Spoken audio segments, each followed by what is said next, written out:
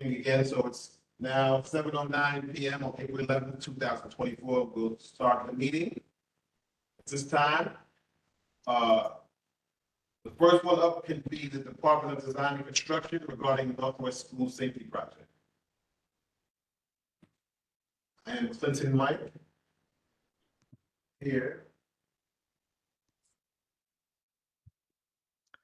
So, hi, I'm Jason Mai, New York City DDC. What is your name? Design. Jason Mai Jason from DDC. Mai, M-A-I. M-A-I. Okay, thank you. Thank you. So I'm from DDC Infra Design. Yes. Also here is Wing Sung from Parsons. Hi. And Hao Liu. Is Hao on Wing? Yes, I think she had to restart because she had some issues with her speakers, but she'll be coming back on. Okay. No problem. Okay. Wing, can you? I think Wing will be presenting. Yeah, I'm gonna share my screen now.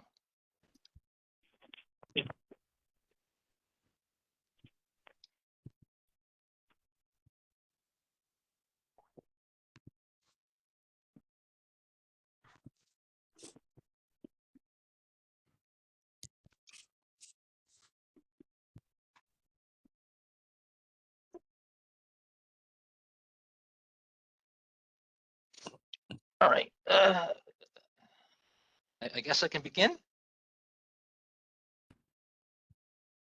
Yeah, does everybody see the screen?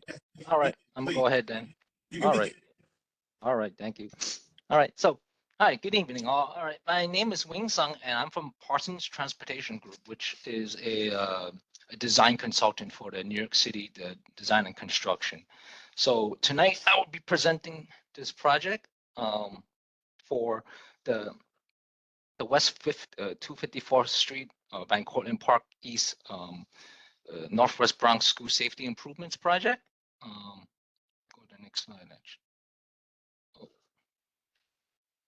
sorry about that. Here's a brief overview of the contents that will be presented tonight. First, we'll go over some of the project background and some of the existing conditions of the project location, and then we'll present the capital improvements and as well as the tentative schedule for this project. And then lastly, I believe Maria from DDC, I'm not sure if she's here, but she'll present some, she'll provide some information for community outreach.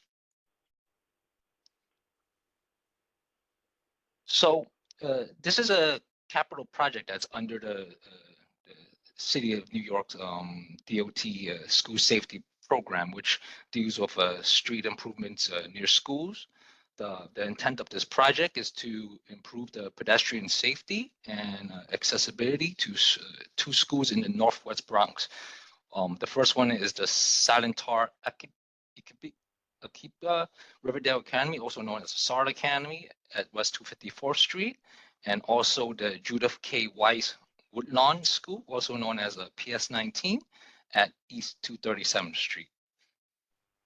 For this community board, we'll focus on location 2, which is the Van Cortlandt Park East and East 238th Street, and is also, this location is also near the Rita Lay Triangle. So I'm going to talk a little bit about the existing conditions. So one of the main concerns of this location is basically the south side of the Rita Lay Triangle, which is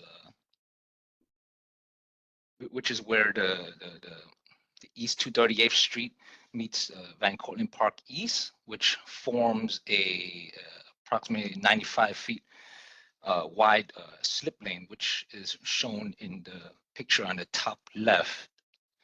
And basically this condition allows vehicles from Van Cortlandt Park East to turn onto East 238th Street at excessive speeds. And it also makes it hard for pedestrians walking northbound to see northbound turning vehicles.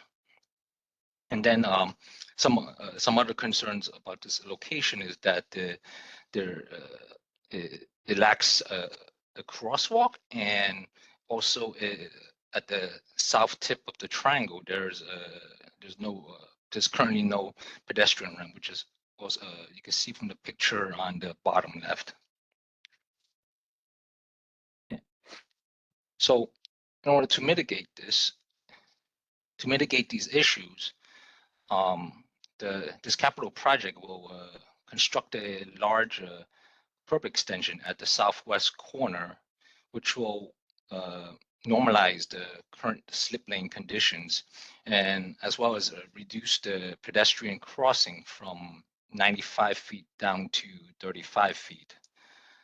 The project will also construct a new ADA compliant ramp at the south tip of the triangle, and also introduced a marked crosswalk. And then if you look towards the east side of the triangle, the project will also reconstruct and also install new ADA compliant pedestrian ramps at the intersection of East 238th Street and Oneida Avenue, and also at Van Cortlandt Park East and Oneida Avenue. Yeah, so basically all these proposed improvements shown here will help improve the pedestrian connectivity along the south side of Van Cortlandt Park East, and will also improve access to the Relay Triangle, Van Cortlandt Park to the north, and other amenities. And then in this slide, it's this is a very tentative schedule right now.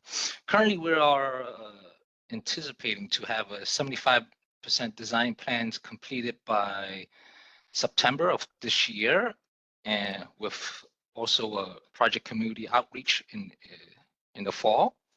And then we intend to have final design plans by the end of the year, and then followed by the advertisement and award process, and to basically go into construction by late 2025.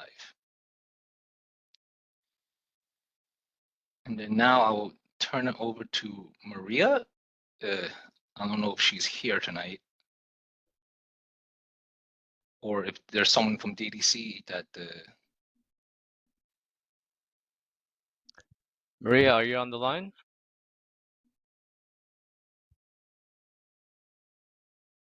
No.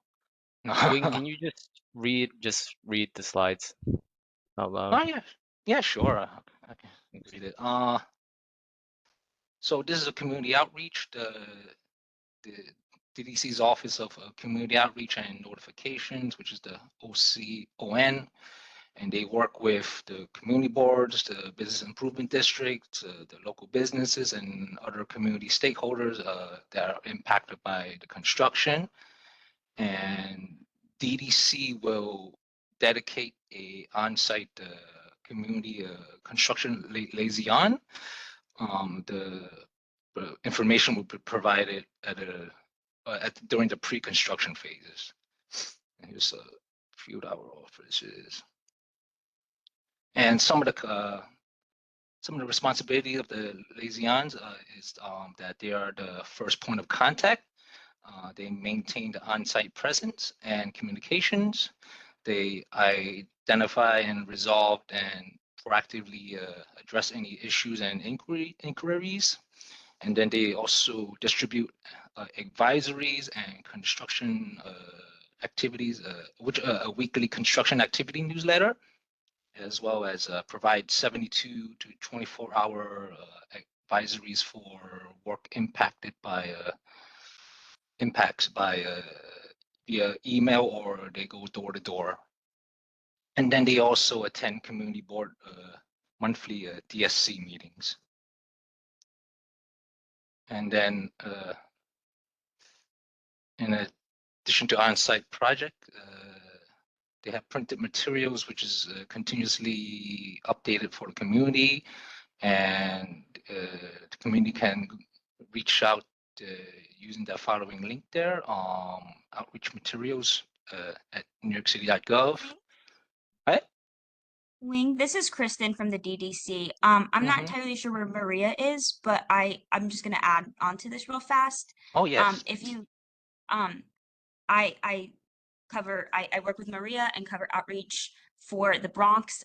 If you we will have you guys on this community board on the NNN list, and these project materials will be delivered quarterly, weekly, and upon just whenever the project and construction starts to progress.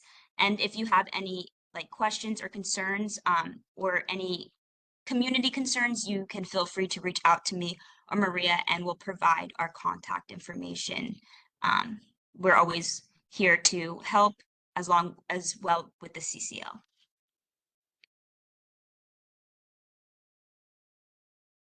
All right. And that's it. Any questions? Clinton, I have a couple of. Okay, Paul.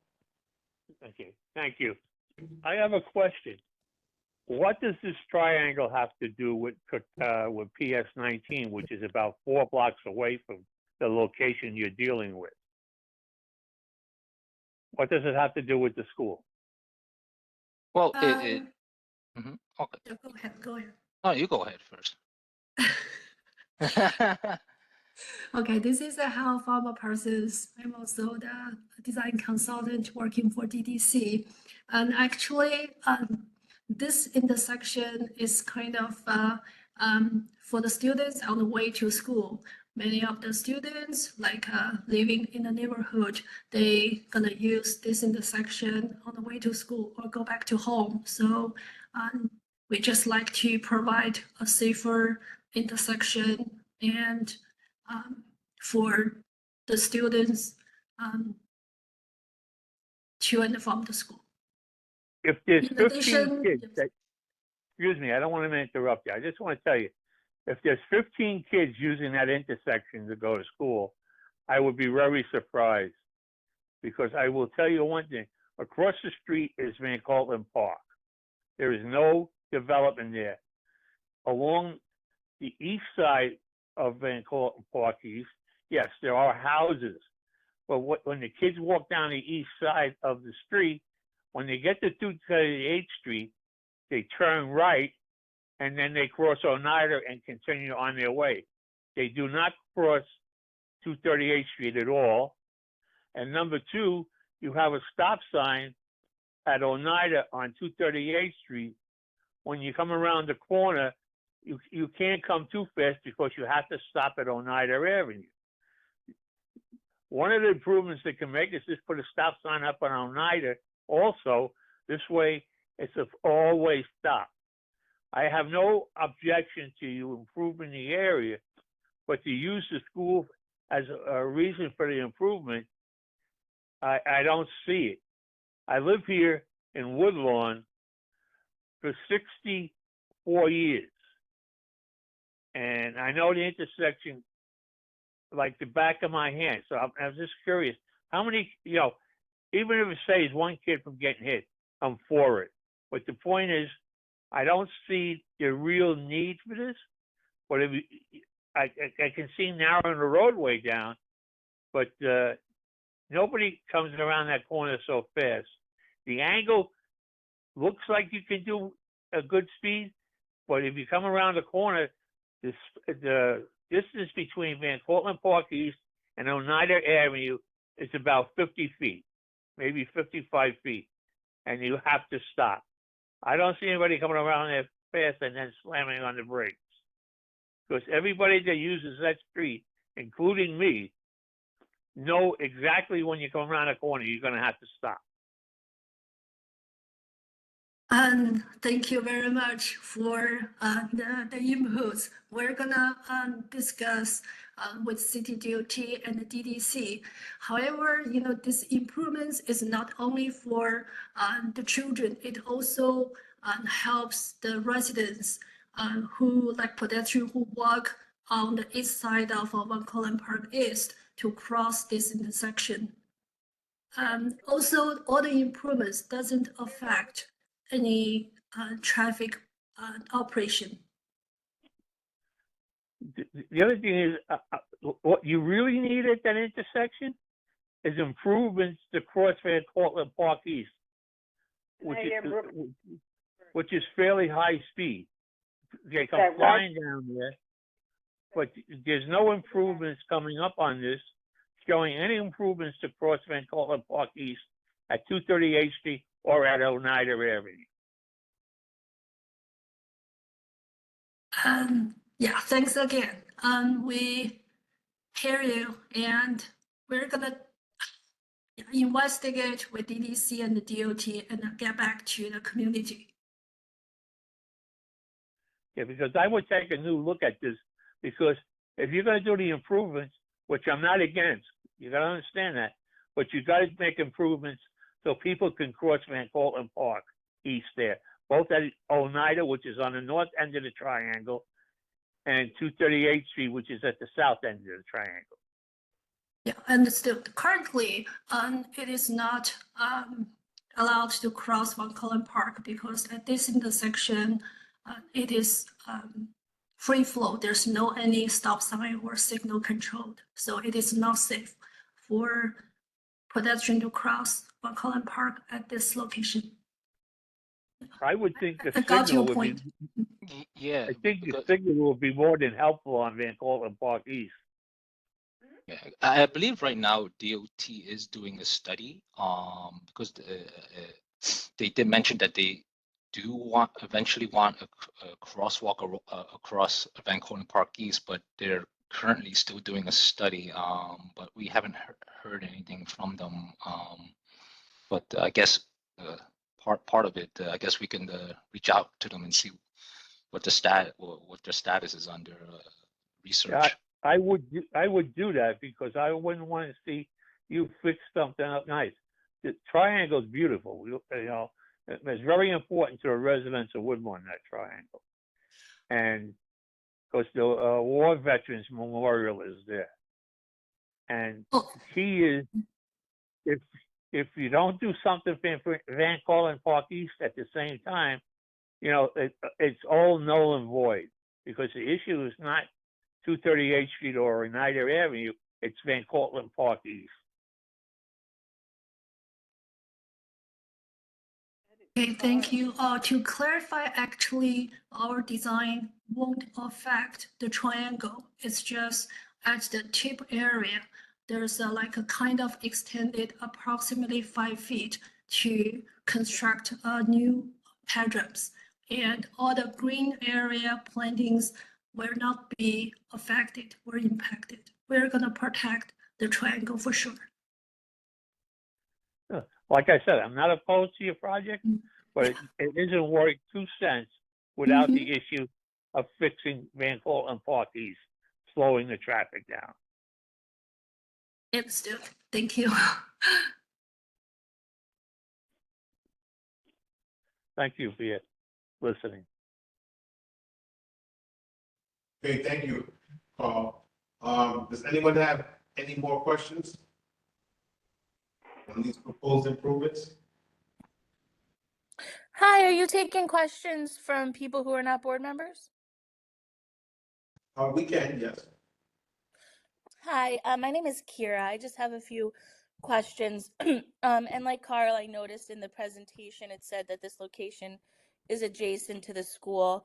I think it should be corrected because it's not. And I'm just more concerned with, on this slide, the green.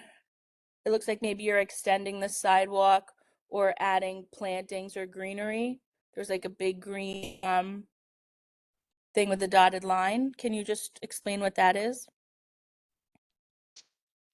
Oh, you're talking about that thing on the left side, the dotted line, the black dotted line? Yeah. That is to indicate the existing curb, and then well, it would have been better if we didn't shade the bottom part of that green, but we wanted to show the existing sidewalk, and then also we want to show the curb extension. Okay.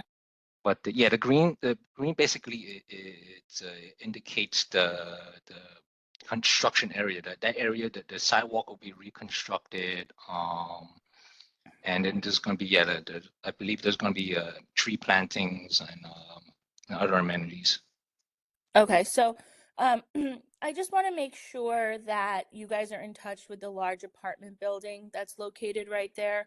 Because if you're going to be doing plantings and curb extensions, there should be some sort of agreement on who's going to be maintaining that. I had hoped somebody from the building would be on, but I think it's important to do outreach there. And I also just wanted to talk about your staging, and this might be too early, but your staging equipment and parking. There's already a serious parking concern on Van Cortlandt Park East, and with all this construction, I know that the community will be really concerned when, you know, construction vehicles and they're not able to park. So I think those are just important things to talk about now before you start construction.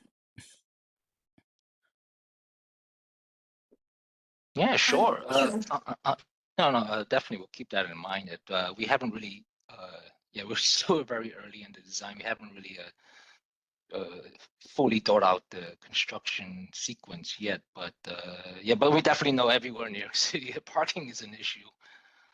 So Yeah. that's so that's definitely on our minds. But yeah, I believe, yeah, I think we'll make sure that we contact the building owners too. Thank you. And I just have one more point. In Woodlawn, there are two civic associations, the Woodlawn Taxpayers, I'm president of, and Women of Woodlawn. This is something that we would also like to invite you to come speak about in our neighborhood, if that was possible. Obviously, you know, when you have more plans, just so you can hear feedback and people from that building can attend. It's full of a lot of elderly people, so I do think they would appreciate this safety improvements probably more than students, because like Carl said, there's really not many students who are walking to school down this road. It would benefit more the senior citizens that are crossing these streets. And it would be nice just to hear from them as well. So thank you. All right.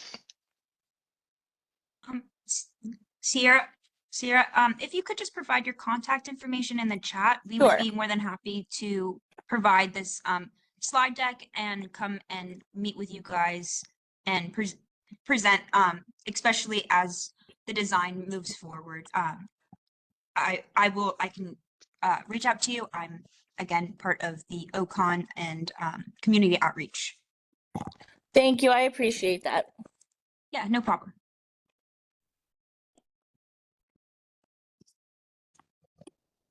Okay, thank you for your questions.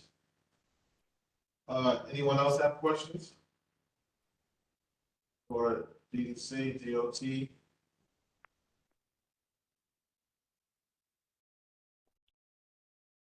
Okay. Thank you all. So,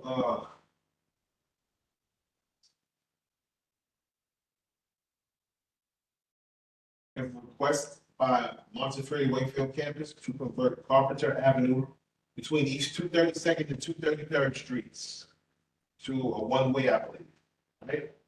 South. One way headed south. Montefiore, you're Yes. up.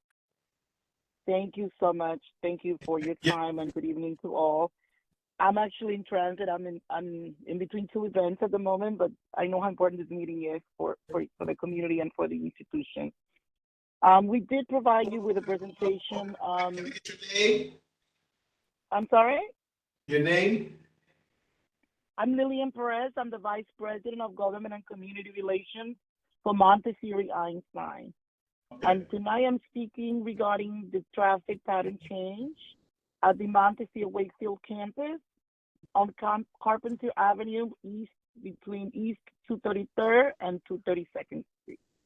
As I was mentioning, we have already presented a PowerPoint presentation to the committee, which is requesting a study by DOT and ultimately a change in the pattern going south for the block mentioned between 233rd to 232nd.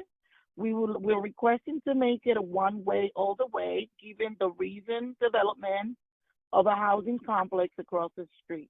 So again, it's Carpenter Avenue between 233rd and 232nd. And the last time we spoke, DOT was not present. I think tonight, I hope they are present.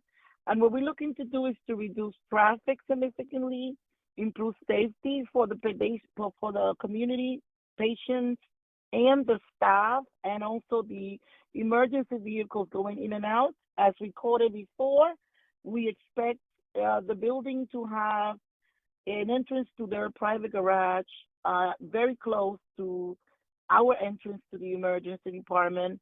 We hope to eliminate traffic this way coming from the main corridor, and also direct the garage traffic from the new development away from the hospital driveway. Happy to answer any questions. Clinton, can I talk? Oh. Clinton? Go ahead, Carl. Carl, you're up, Carl. Okay. Your name is Lillian? Lillian Perez, correct. Yeah, Lillian. I had a long talk with Reggie Jordan this week. All right. Okay. I have come up with a plan how to control the traffic, leaving it two ways from your exit of the emergency room to 233rd Street, because I don't want to see ambulances conflict coming out of there going northbound into a southbound street. Everything south of your driveway will be one way. And I talked to Tony Hayes. He's trying to get a maintenance guy, because I drew up 3 different designs to this. I'm a traffic engineer, by the way. And I drew up 3 different designs. You keep forgetting who I am, but I know who you are. You are part of our cast. Yeah, you're right. But and I talked to Reggie this week, and I talked to Tony Hayes. I'm waiting for them to tell me how many feet from the south end of your driveway to the north end of the apartment building driveway is, so I can finish the design. Because this could work out, and anything coming down 232nd Street, which is a shortcut not to take 233rd Street, will be eliminated, because once they come down 232nd Street, they're going to have to make a left. There will be no right turn permitted. Right. There'll be no right turn permitted coming out of the garage. So that would eliminate. Concern. Yeah. That is our concern, that the garage coming out, having the ability to go both ways, will definitely impact the safety of the cars coming in and out of the emergency department driveway. And that's exactly. And I'm with you all the way. I told Reggie I don't have an issue with that. Listen, that's great. Go ahead. I'm sorry. No, my issue is the ambulances going contraflow to the traffic coming south from 233rd Street. That's a dangerous situation. And originally, it was one-way southbound until Misericordia asked for it to be made 2 ways, which it was. But it can be approved. The only place there would be 2 ways is north of your driveway. And it could be controlled by striping. Which is like 25 feet, by the way. Yeah. And that's it. And so the ambulances or deliveries who are coming into the hospital to drop off people come out, and they can make a left or a right. My only concern with a lot of this is for DOT to really take a look at it. We do not want to propose something that is going to affect the community traffic flow. And I understand what you're saying. It's very well received that you're willing to accommodate our emergency vehicles more. But by leaving that, if that creates some sort of level of confusion for the drivers, I want to make sure the DOT is doing their due diligence to make sure we're making the best decision possible, which is why we're recommending for them to conduct a study. Well, I am a transportation engineer. Believe me, I gave this a lot of work, and I told Reggie what I came up with. I'm just waiting for the distance between the north end of your driveway and the south end of the driveway from the apartment house. And then I can complete it and present it, and we can give it to DOT. Because I worked with DOT for 35 years. They know me very well. That is fine, and Carl. I would like, you're the community board, and DOT, I don't know if they're present. However, the next steps are in which they will have to study or look at what we're proposing. I would like for them to step in and consider that these are different times, there are many different things that DOT is prioritizing on. I know that safety is one of them. Look, we are just suggesting to just make it a southbound one way because we haven't seen the impact of the increase in traffic with a new residential building and a new entrance to a new garage. And that's how that's going to affect the traffic flow and the safety going north. If there's a need for 25 feet to go north, the ambulances will get to wherever they need to get to for half a block. We are not that concerned, and I asked the question about is this going to impede. Sorry, Lillian. Anyway, can I finish my thought? Yeah, go ahead. We spoke to the emergency department staff, and they said, look, 25 feet, 100 feet is not going to make a difference. If this is going to impede cars from coming at us right across and potentially getting into a car accident, we will drive the half a block that right now is two-way to get out of that community and go back out into the major corridors of the community. So again, we're asking for DOT to look at it. If you want to, you the board or you individually want to have a conversation with DOT, we're happy to see what you have to present. But as of now, our proposal as an institution is what was emailed to you and what was presented. If you want to table this so that you can take a look at it and come up with other things, we're happy to. But my job here is to propose what was sent to you. And until I see anything different and bring it back to the professionals internally at Montefiore, I'm not in liberty to really discuss anything other than what I'm presenting tonight. Well, I will tell you, this would solve your problem if you give me the footage. And I'm going to call Reggie tomorrow and discuss it with him because I'm still waiting for the. I know Reggie's got a whole new load on his hand with Mount Vernon Hospital, but the key is that what I'm proposing will keep your ambulances safe and it will keep the local traffic safe. You do not want to cause a head-on collision of one of the ambulances coming out of the emergency room, rushing to pick somebody up that's having a heart attack, and with a head-on collision on Carpenter Avenue if you make it one-way southbound north of your exit. What I am and that's the issue. What I'm hearing is, and this, I'm happy to invite you to come And visit me and the every other other people member that of the want to board talk, to take right? a look at it. Excellent, thank you so much. Because I'm repeating myself right now. I got you, Alfredo. Hold on. No, I'm saying that there's other people I want to talk. I want to talk too. So then let me know when it's my turn. Yeah, you can go, guy. Go ahead. I'm done. All right. So I think that I think this is becoming more of a to do. I mean, I have my own concerns regarding this traffic pattern. I think we should table whatever it is that's being presented until all committee members are available to speak about this, especially the chair. I get what Carl is saying. I get what Miss Lillian is saying, but I think it's more to it. So we definitely got to speak about this more. This has been spoken about for a while. So I think, I mean, time wise, I mean, we've been trying to have this meeting for over a year now. So I think a couple of more weeks or months We waiting. have, yes. Guys, hold on. It's my turn. We have issues that need to be spoken about, and everybody that's on the committee, on the board, needs to know what's going on before we make any decisions or any recommendations. So I think this should be tabled until further notice, until every and also maybe we need to meet in person. This doing it by virtual thing is not working. We need to do it face to face so everybody can understand I'm and sorry, know sir, what what is your name so it that is. I can know? I'll give you my name when I'm done, ma'am. So once Okay. once Sorry, we I'm get only on voice. I can't see anybody or see anything. My apologies. Go ahead. Once we get everybody on board and all committee members understand exactly what they seen, what they're gonna vote on, then I think we can move forward. Right now, it's just too much going on with it without no documentation or no drawings, no sketches as to what exactly it is that you guys are proposing. I know what you're proposing. I drive through there every day to go to work at NYU, so I drive by Carpenter every day. You know what I mean? The situation with the new building that's being built and then putting that parking there should have never happened, but it is there and then we cannot move it. So we got to find other ways that the community is not going to be inconvenienced besides the hospital.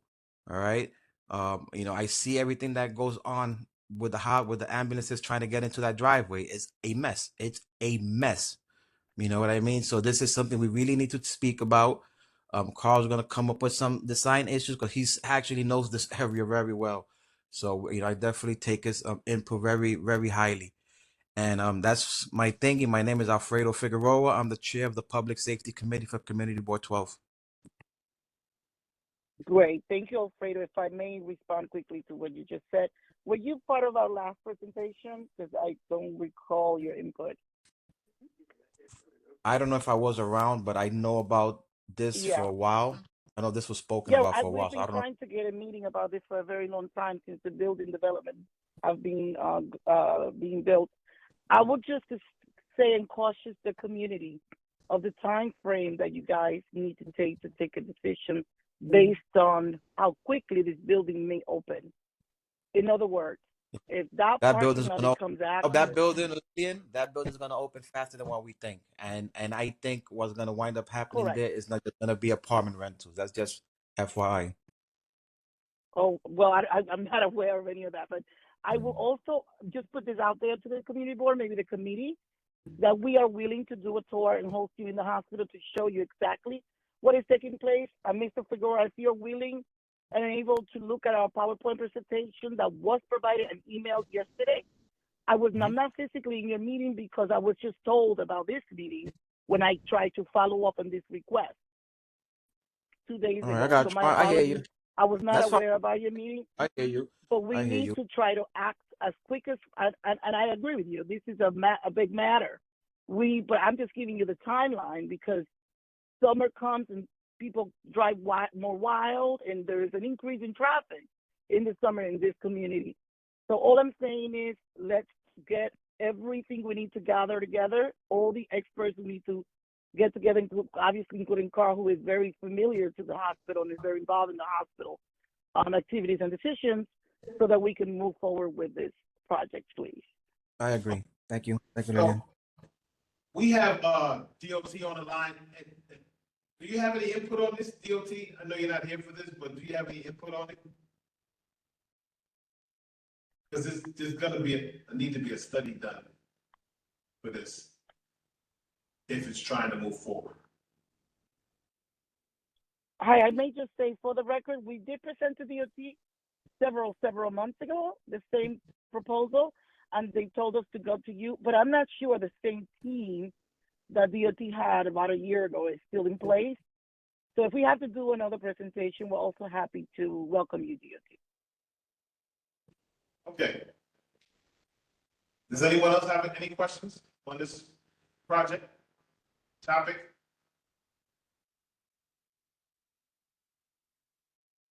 Okay, thank you, Ms. Lillian. We're going to have to present this as a community board at the board meeting. We'll have to discuss this further. Okay? Could you please, yes, I just asked and begged that you please keep us updated because I followed up. This is the only reason why I knew this meeting was taking place today and I'm unable to physically be there. I would encourage and welcome the opportunity for some of your board members to come in person, take a walk with us and see exactly what we're trying to address here. So we're not just speaking on the phone, but actually seeing how the community will be impacted by these changes. I agree with Lillian 1,000,000%. I'm available to go. I know I agree. know Most of it, we maybe in the community, so live or work in the community, so we know the area. But I mean, maybe it could be better stated by us actually walking with you. Just let me know when we'll make ourselves available. And if you may recall, the chair of your board also said she was going to take a walk and then come back with some feedback. We haven't heard back, so we may want to circle back with her as well. Okay. Will do. Thank you. Thank you. Thank you for your time. Have a good night. Thank you, too.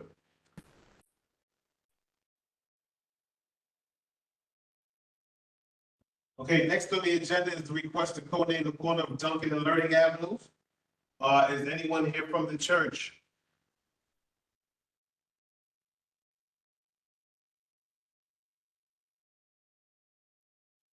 Going once? Going twice? Nobody's here from the church, Okay. Thank you. but there's somebody here from the neighborhood. Okay, that's fine too. And your name is? My name is Desiree. Okay, Desiree. Thank you for coming. So you have input on this street renaming, we'd like to hear it. Thank you. Yes, I do. I live at 3230 Lerton, directly the house next to the church. 32. Lerton, the same block that they're trying to put this name on. I just so happened to find out by a neighbor that this was even being submitted. No one has spoken to anybody on this block, 32 on Lerton between Duncan and Burke, about this being submitted. Nobody asked for input. We live here. We're the one that's being affected by this situation. There was a previous situation where about 2 to 3 car length was taken away from this block in order for it to be a no parking in front of this church, without the knowledge of the people who live on this block. And that situation arises by someone who does not live on the block. So we got affected on the block. Now here we come again, another situation where people that don't live on the block is trying to impose something on our block without our knowledge. And it's not the fact that it should be co-named, it's the fact that we're not being notified of these situations. And it's happened before and it's happening again. And so I went to each and every single neighbor, asked them if they knew, including 2 members that attend that church, and nobody was informed. And I do think I read the policy where it said you have to get 150 signatures within a 2-block radius. I mean, this is unacceptable.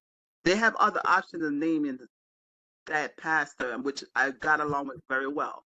They have the pantry, they could name that. They could rename the church that, and they could name her block that. But you don't just walk into a neighborhood and decide to just change something because you want to. Unacceptable. I called the church, I informed them of what I'm opposing. They knew nothing of it. So how can this be that you just walk in a community and decide to do something like that? That's understandable. Yes, it is understandable because I live here.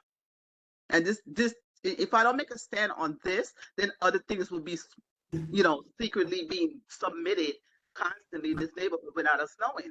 We are the one that faces the consequences. We're the one that has the traffic jam every Sunday, Monday, Tuesday, Wednesday, Thursday, Friday, Saturday, Sunday. We live in it. We don't get in the car and go to another neighborhood. They have to learn to stop doing these things underminingly in our neighborhood. Okay. I don't know if any other, and I mean, it's raining, so I'm not sure if any other neighbor, I think my neighbor Errol is on the line as well. Natalie's Yes, here. I am. Yes, I am. And I think that it's a very bad thing that they did by not informing us of this or including us in anything. Okay? I heard the proposal.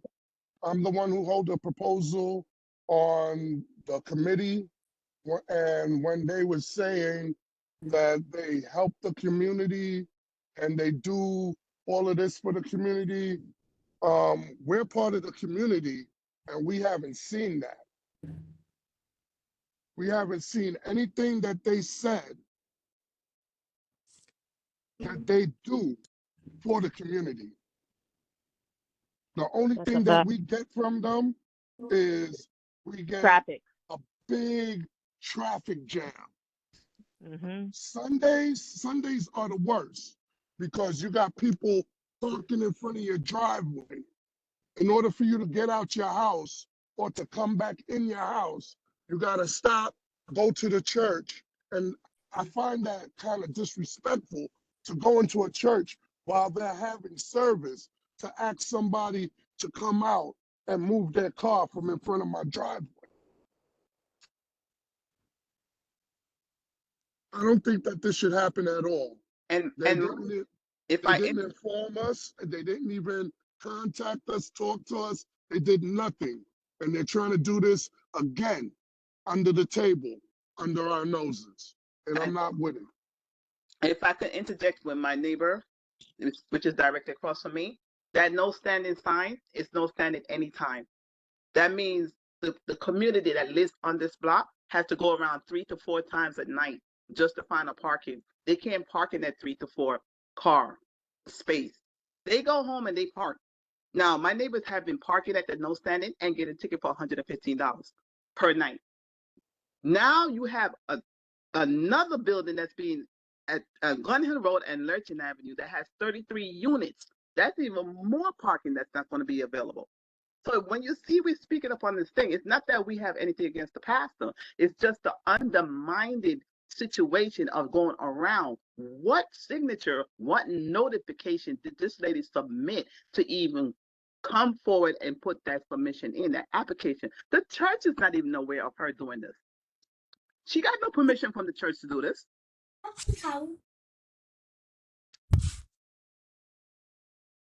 Okay, we have heard you. Does any of the board members, anyone have any questions for them? No, I mean, we definitely got to table this. And thank you guys for coming out. This is why these meetings are for. People present items before us, and there's public sessions like this that the community has to come out and oppose certain situations. By you guys coming out, you guys are bringing up a point that's happening. Besides the parking, that's something totally different. But the renaming of a street needs certain conditions to be met in order for the board first, in order for the committee to consider and then present it to the board for an approval. So by you guys coming out, we'll take note that there's opposition from the community, and we meet the fourth Thursday of every month. I strongly suggest that yourselves and additional community members come out to the meeting to voice your opinions regarding this particular renaming. I don't think, Mr. Chair, I don't think nobody that wants this rename was here today. No. Yeah. So we're gonna use that as ammo. So if they didn't come here and everybody else is here, then that renaming should not even be going through. That's just my opinion. Thank you. Well, just like they attended our previous board meeting, you can attend, like Mr. Figueroa said, on the fourth Thursday of the month. You can come and express your opinion to the full entire board on the fourth Thursday to let us know. You can also, what you can do too, you can get some type of petition together if the whole entire block or most of the block or whatever it is are opposed to the street renaming, and you can bring that too as well to our meeting, or you can forward it to the community board office. Excuse me. Why do we have to This do is Errol Woolard again. 150 signatures in a 2-square block? Why do you need us to petition anything when there was no signature on this entire block in order to even go forward? Well, that's just so that we can see that there's also opposition to the street coding. Yeah, but there's also the legwork that they need to be done in order to submit the application. That's what I'm saying. They just came to the board and presented it. There's nothing written in stone. Nothing is happening with it yet. Okay. If there's opposition to the street code naming, then the board needs to know that as well. Okay, that's not a problem. So that's where the petition will come in. Most of this these neighbors that's here, they're elderly people. That's another thing also, because I mean, it wasn't like this was brought to our knowledge. We just happened to stumble upon this information through the young man that just spoke, Mr. Errol. He just called me, and I happen to work for the government, and that's why I took action on the block, being that I'm more the younger person that would take the action. But this kind of stuff, the same way you put a flyer on my door to tell me there's a concert is the same way you come and let me know this is what we're suggesting. This is unacceptable. And this is the second time that we're going through that as a community that stays here and lives here and is affected by these kind of movements. Okay. Well, as previously stated, you can come to the board meeting, but it would also help that if you would like to show your opposition, it would help that you have some signatures. Okay, I'll definitely work on that. Thank you guys. Thanks for coming out. You're welcome. Thank you. Thank you. Thank you. Oh. Thank you. Thank you. You're welcome.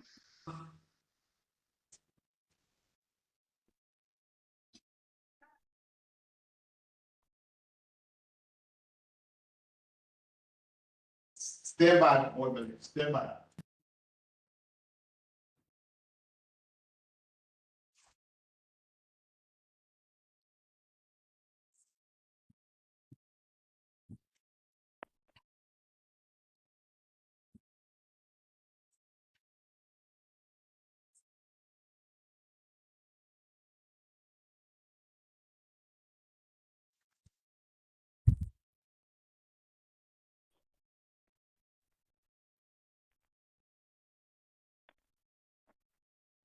Are we still in the meeting? We're still here, Carl. Okay, was one so quiet. Thank you. Okay, we have someone here in the office that wants to make a presentation about the reroute of traffic on Holland Avenue between Gun Hill Road and 213th Street. One, Mrs. Stephanie Toscano. Okay? Ready? Hello. Hello, my name is Stephanie Toscano. I live on Holland Avenue, north of Gun Hill Road. Holland Avenue runs for 5 blocks between Gun Hill Road to 215th Street, 1 block east of and parallel to White Plains Road. I come before this committee to ask for your support in getting the traffic problems experienced by drivers going north and south on Holland Avenue between Gun Hill Road and East 213th Street. The entrance to Holland Avenue going north from Gun Hill Road is extremely congested because the entrance is relatively narrow and cars and post office trucks are often parked on either corner of, north and south going on Holland Avenue. There are 3 large new apartment buildings being built in their neighborhood, and 2 more are coming. One largest one, which is just opening, is at the corner of Gun Hill Road and Holland Avenue, very large. There are 2, one on East 211th Street and one on East 212th Street between White Plains Road and Holland Avenue, which are very large. And 2 more are being constructed on either side of Holland Avenue on 213th Street. So it's 213th Street with a big one, it's already 3602, and another one, they're demolishing the rock now for the other side on Holland Avenue. These buildings are estimated to bring approximately 270 families to a 3-block span between Gun Hill Road and 213th Street. That's a lot of people, and it's already congested. At one point, I heard that when the large residential building was being constructed, parking for residents would be provided. I haven't heard another thing about that at all. The post office, which is on Gun Hill Road, but they have a garage on to 11th Street, has inadequate parking for their trucks. So they park the excess trucks on the narrow street of Holland Avenue and to 11th Street and to 13th Street. Doing that makes traffic worse because postal trucks are wider than usual the normal vehicles. So people really have to be very careful about going past them. And of course, Holland Avenue is a two-way street, and some people are not very nice about letting, taking turns, so we have problems. There's a greater chance of an accident or scrapes, dents, side mirrors being broken from cars being hit to avoid the trucks. There are numerous accidents on the corners of East 211th Street and East 213th Street on Holland Avenue. When the population of the area was lower, drivers seemed to be more careful and courteous, and the post office did not have over 10 trucks parked on the street. Traffic moved more cautiously. Now it is dangerous. Please help us. Thank you. Thank you. Does anyone have any questions regarding Holland Avenue between Gun Hill Road and 213th? I just have a comment. This issue has been around a long time, and the post office was asked to move their trucks off Holland Avenue, but they haven't done it yet. But yeah, this is a big issue because we had the same thing in Woodlawn until we got the U.S. Post Office to get rid of the trucks parked on the street. So, they have no right to take up public parking spaces. How did you do that? Just became annoying, or was there a law? How did you do that? Well, actually, what we did, we made them lease a vacant lot next to the post office to store their trucks. Well, we were told that they didn't have the money, and there were vacant lots, but now new buildings have been built on them. So that's moot. They do not have vacant lots anymore because new buildings are going on all the vacant lots around the post office. It still doesn't give them the right to take up parking spaces from the community. They're the federal government. They can do whatever they want. Well, yeah, Biden thinks so, but that's besides the point. They do come under regulations, and DOT has to be involved in this to make sure they move their trucks. And PD, the 4-7 precinct, should be involved with it because it is a safety issue. Carl, to piggyback on that, I suggest the young lady and gentleman also go to the precinct council meeting and bring and present this to the to the 4-7 precinct council meeting. I'm sorry, to the 47 precinct board, so the commanding officer can hear the young lady's concerns. That's a good recommendation. Yeah, if the commanding officer for the 4-7, he's a very nice guy, and he takes stuff like this, personal. I definitely recommend you go to the meeting, present it, let him know the situation, and that he's informed, that he understands and he knows what's going on. That's is unfortunate, especially the situation you brought up regarding these buildings being built without adequate parking.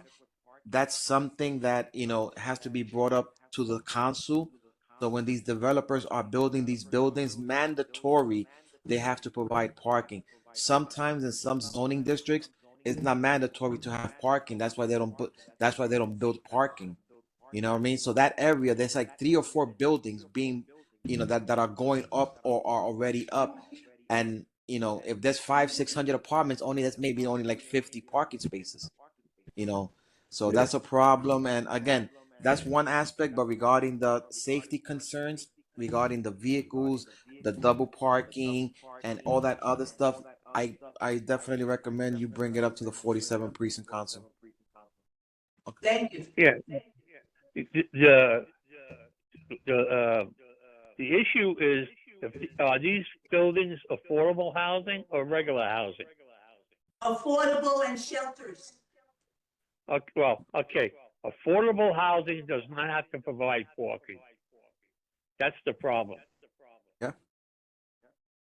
So that's a big issue with affordable housing because it's close to Gun Hill Road, which is a transit street. So if you're within a few blocks two blocks, I believe, of a transit route, or either White Plains Road, the elevated structure is BX39, or on Gun Hill Road where you have the 28 and 38. They don't have to put parking in the affordable housing. So if it's a private housing, if it's just unregulated housing, they do have to put garages? Is that it? Yeah, they're asked to put garages in for X amount of people, a percentage of the tenants in the building. Affordable housing, as long as it's near a transit route, does not have to put parking.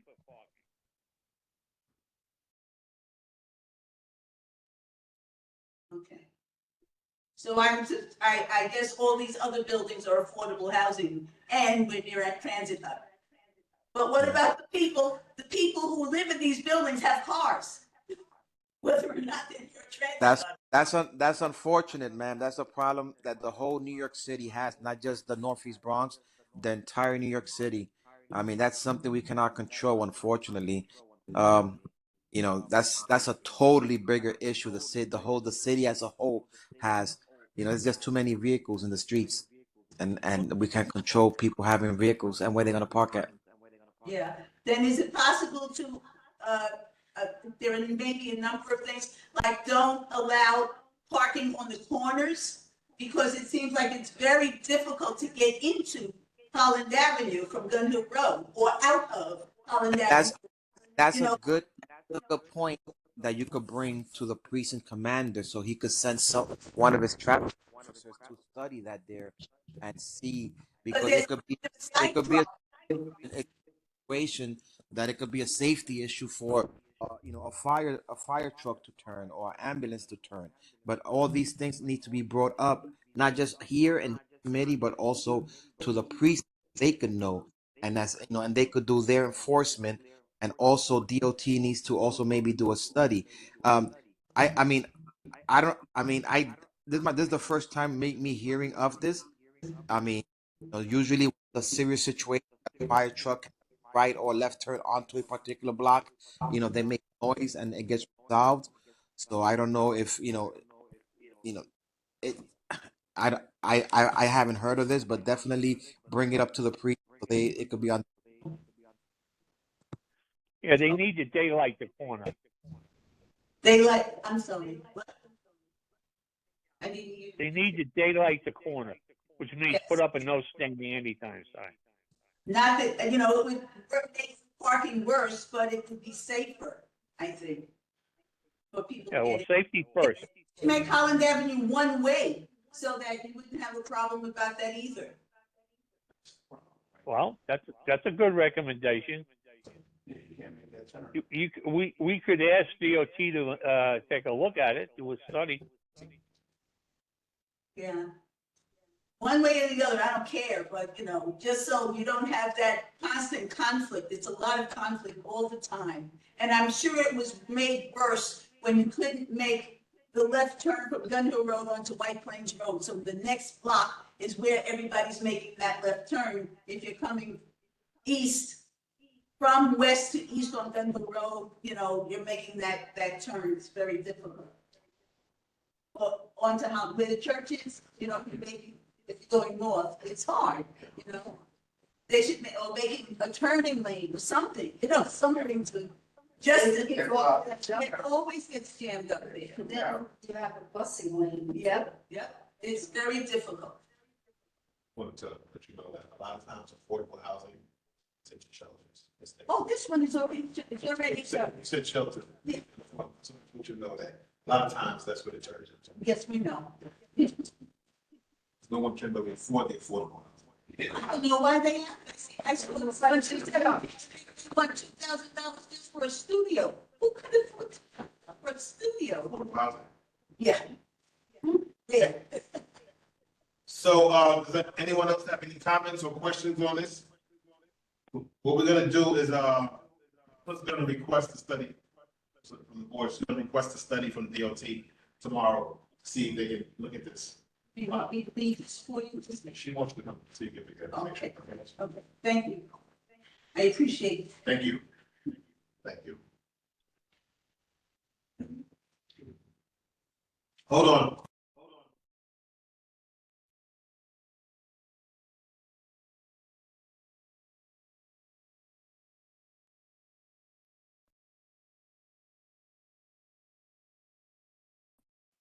We have one more in office here that wants to speak on a situation.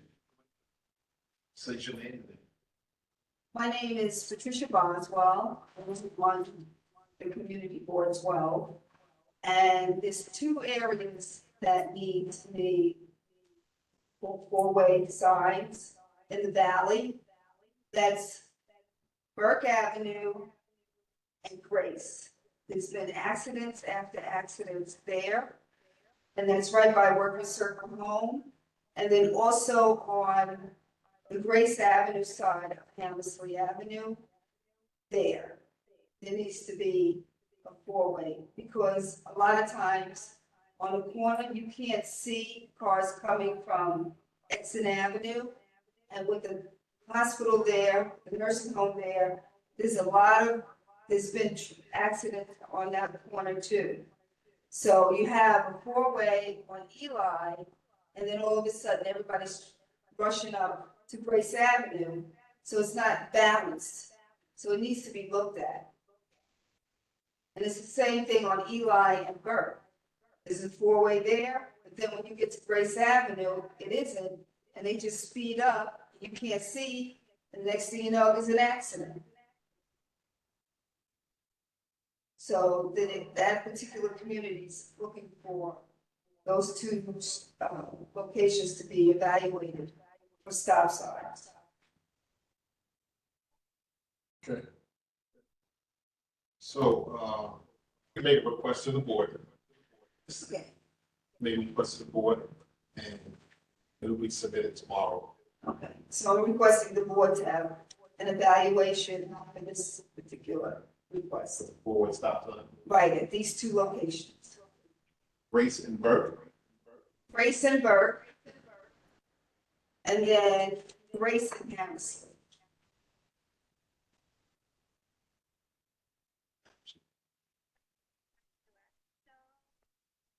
Okay. Does anyone have a comment or question on this? Anyone on the meeting? Anyone virtual? No? Okay. So, this is going to conclude our meeting. We don't have a quorum today.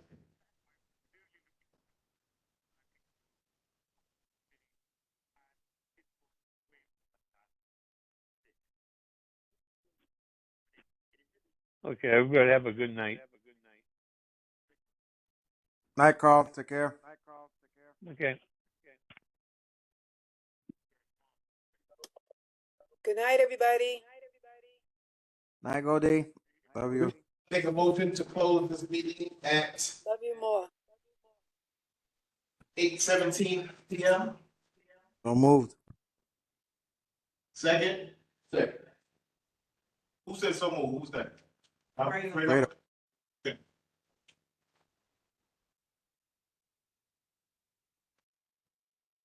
Right, well, thank you, everyone. You can have a good night. See you later on. Good job, Mr. Mike. Thank you, sir. Good night, guys. Good night.